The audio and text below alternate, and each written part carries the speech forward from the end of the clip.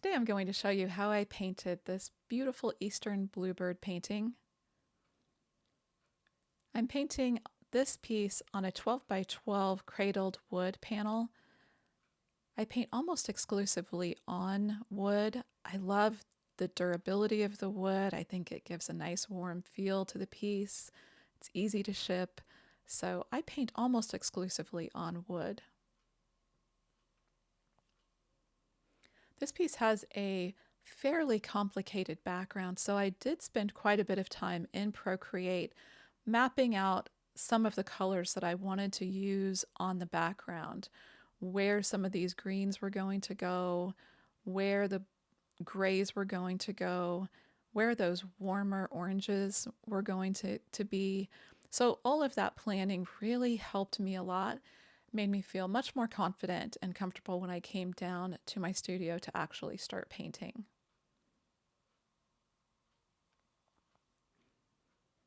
I am using a slow dry medium with my paints here, particularly for this piece where there's so much blending and so many different colors. That slow dry medium really gave me an opportunity to do a little bit more with pulling the colors together. But there's also some dry time in here. I wanted to be careful not to pull the colors together too much that they begin to muddy. So allowing some different times for the piece to dry and coming back in was really helpful.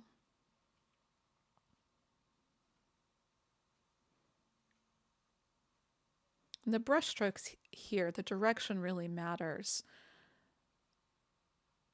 So here I have the tracer printed out. I have used white chalk pastel on the back of the tracer, and now I am just using a pen to transfer those lines onto my substrate. I will be using the Eastern Bluebird wood cutout that is available at shelleyparkerart.com.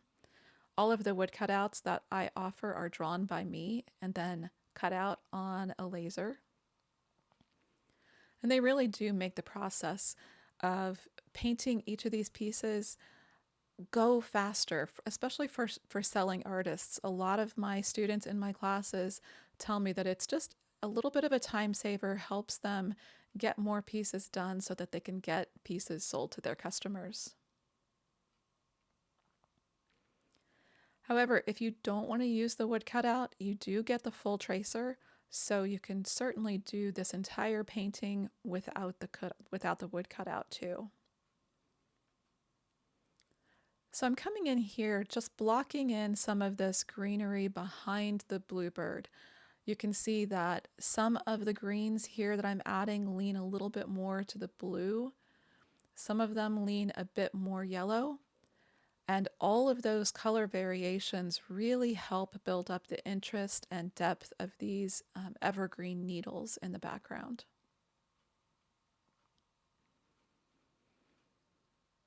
And this piece, really, there's a lot going on in this background, and it can be a little bit intimidating when you first set down.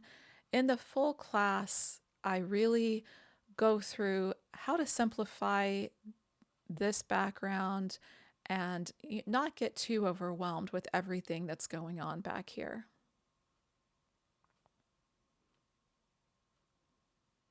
I'm just trying to be sure that I paint in enough that the wood cutout will cover the background. I don't want any voids back here that are going to show up later. So every now and then I'm putting the wood cutout on just to double check where everything is going to end up. I love using the chalk pastel for the tracer. I can very easily, with a wet paintbrush, go in and run it across any of those tracer lines that show up. So it's a bit more forgiving than the using a graphite paper as a tracer. So I'm coming in here and beginning to add some of these berries.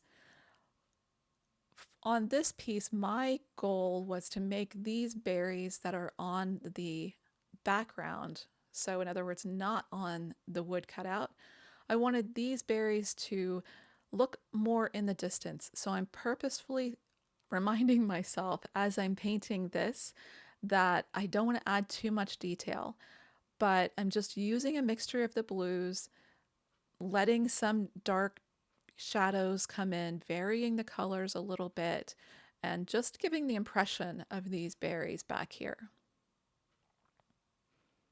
Of course, in the full class, you get all of my color mixes that I use, so that gives you a really good starting point for how to mix your colors.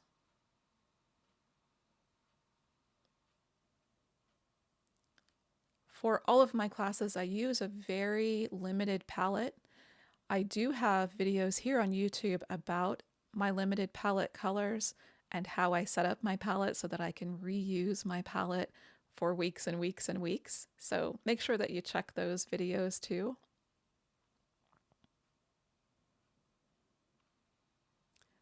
So at this point, I have glued on the piece and I'm sorry, gluing on the wood cutout piece.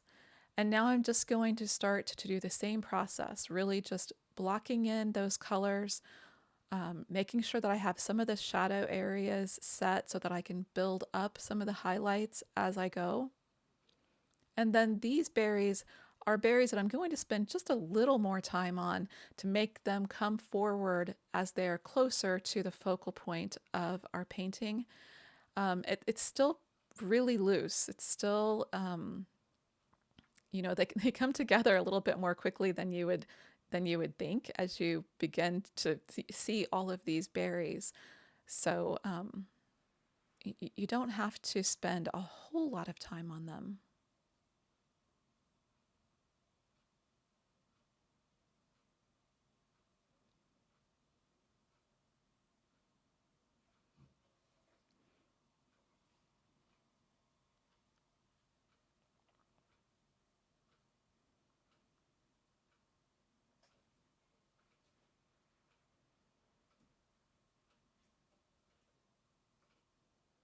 You could see right there where I had added a little bit of a brighter blue that really pops them forward. So that also helps them come a little bit more forward in the scene, appear closer.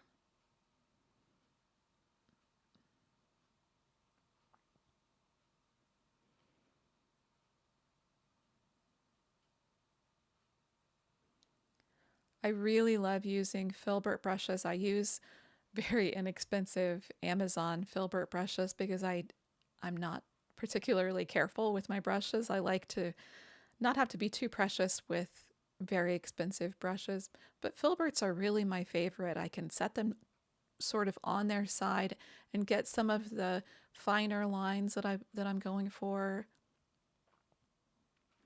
So as I start to paint the bluebird here, this is another area where it can really become a little bit overwhelming. There's a lot of feather shapes that are happening. So just trying to focus on one area at a time and picking out where some of the darker shadows, the darker featherings are really helps. And then up closer to his head, really focusing on letting that blue gray out was really effective. I really liked how that turned out. I apologize for the blurred camera here. I've been working hard on my cameras to make that not happen, so hopefully future videos are better. This rust color on his chest really did take a few layers to build it up.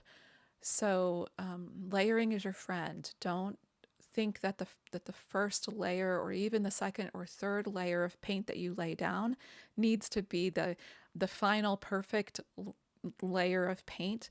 The more layers that we can add, the more interest we add.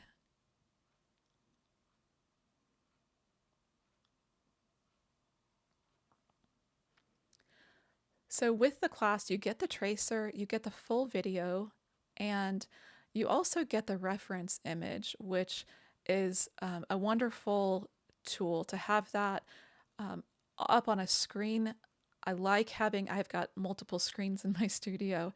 So I love pulling it up on a screen. If you don't have a computer screen to look at, looking at your iPad or iPhone, just in general on a screen, you're going to be able to see more colors than you will see if you print out the reference image.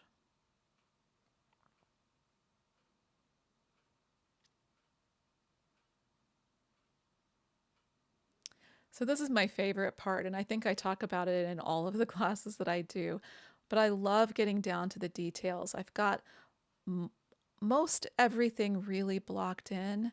Now I can really sit back and add in some of the finer details. So um, some wispier, finer lines of the evergreen needles, a little bit more interest in some of the feathering.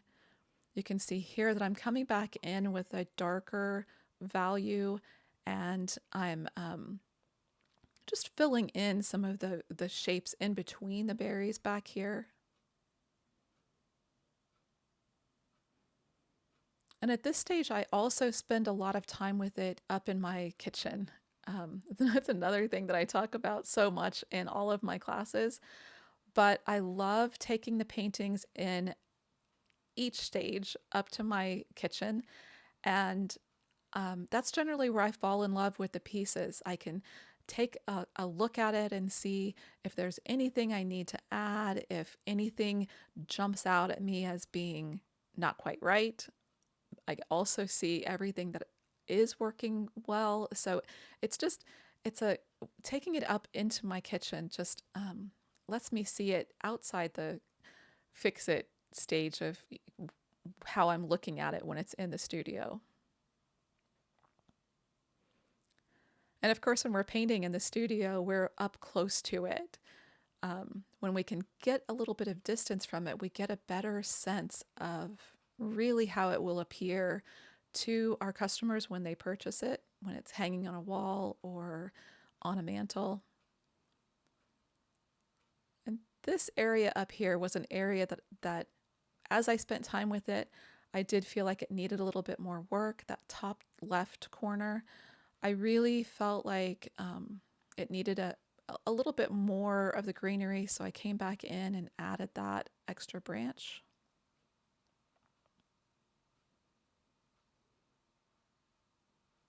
Just deepening some of the shadows between these berries back here.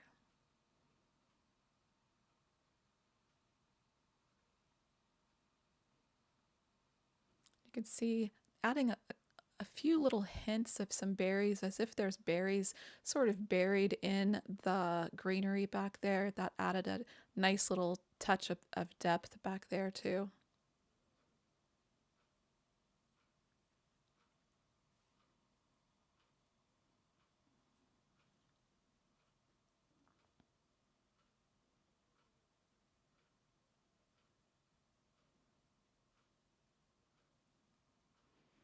You can see there that I have two brushes in my hand. I do that a lot when I'm just trying to pull colors together. I don't like to talk about it as if it's blending. It's really just pulling the colors together, and having a clean brush can help with that. It keeps you from adding too much paint down to the piece. I hope you enjoyed this little clip of this piece. As I mentioned, this full class is available on Shelley Parker Art. So you can go to shelleyparkerart.com. You can click the Patreon class library and see a full list, all of the clips of all of the classes. So we do have a membership that you can join, but each of the classes is also available individually. And of course, if you have any questions, please comment here. I read all the comments, and I'm happy to help with any questions that you have. I'm coming in with just a little feathering, a little extra detail around his face.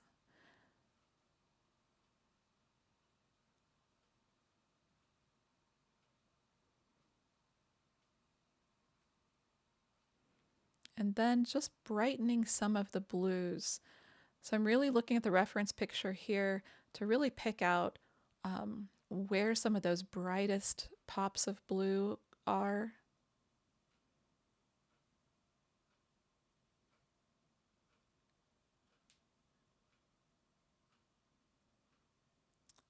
And then this area, right, like underneath of his cheek, I guess is the best description for it.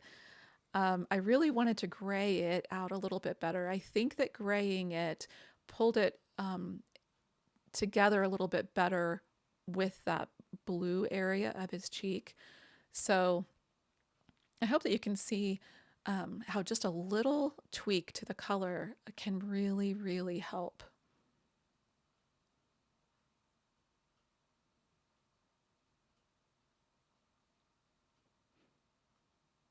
Here are some of those brighter blue highlights that I was talking about a moment ago.